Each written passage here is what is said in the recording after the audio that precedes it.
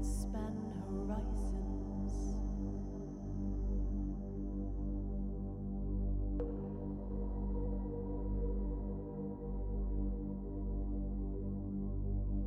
senses stretch on,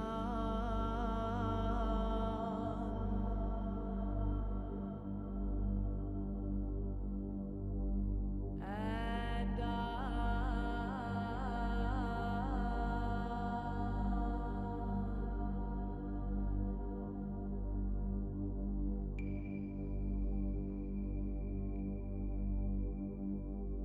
nothing to start,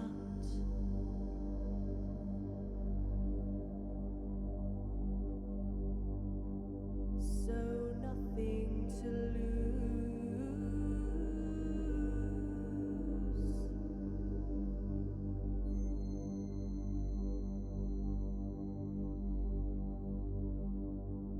not to forever.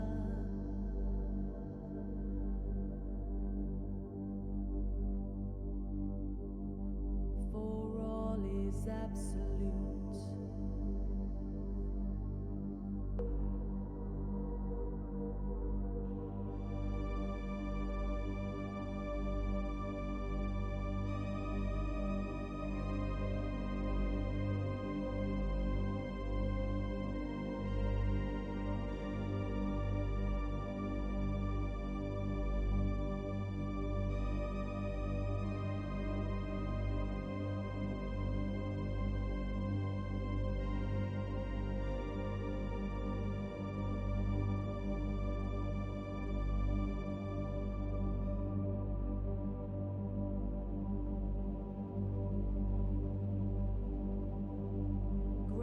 On nothing. I remember bumping into a colleague in the canteen and asking her what she was doing the next week. "Ah, the usual," she replied, and carried on eating. Turns out the usual was flying off on a Soyuz rocket to the International Space Station for repairs and resupplies. A taxi run, some had begun to call it. Some taxi run. The International Space Station is 20 years old. 20. Imagine owning a car that was built 20 years ago to the lowest bidder's specifications, and which travels at 27,600 kilometers an hour. And then think about all the things that can go wrong on your car. The lights, battery, radio. And then imagine if your garage was 408 kilometers away. We'd been training at Star City. Star City. Miles from anywhere. Built in the 60s when space was still sexy. All those Soviet statues and mosaics, proud, bold statements of dreams, of the stars. Now, it's all faded. Formica peeling from desks, bored security guards selling vodka and enamel badges to gawping tourists, and us, the cosmonauts, taxi drivers to Americans and Europeans, all hoping to hitch a ride on one of our rockets since theirs had proved to be such a disaster. But then it all changed when they came. I was one of the chosen ones. The right place, the right time. Overnight it was briefings and plans, long scientific lists of questions to be asked and discovered, and before I knew what was happening, I was flying into space, deep space, with them.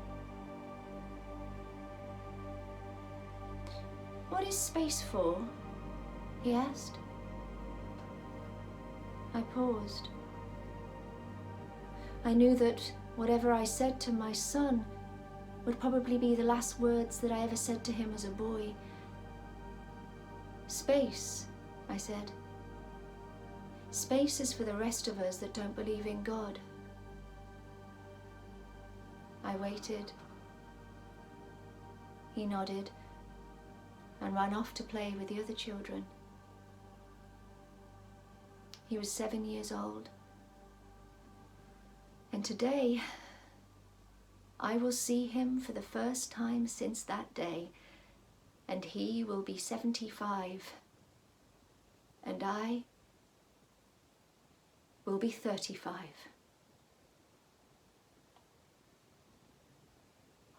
I have seen the pillars of creation. I have seen gas nebula turn and give life into stars. I have seen moons and planets that defy description. I have seen galaxies and such lights. But I have missed so much. I can see the earth now, and I am crying.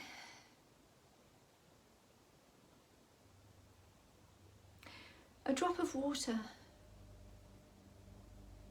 if it could write its own history, would explain the universe to us.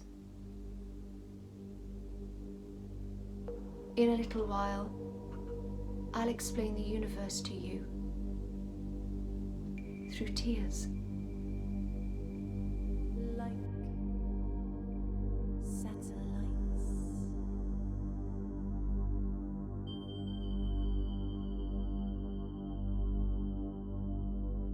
that span horizons,